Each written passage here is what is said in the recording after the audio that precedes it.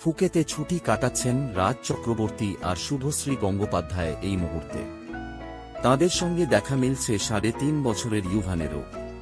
সামাজিক মাধ্যমে একের পর এক ছবি শেয়ার করে চলেছেন অভিনেত্রী। কখনো ক্যান্ডেল লাইট ডিনারের, তো কখনো আবার পুলের ধারে সপরিবারে।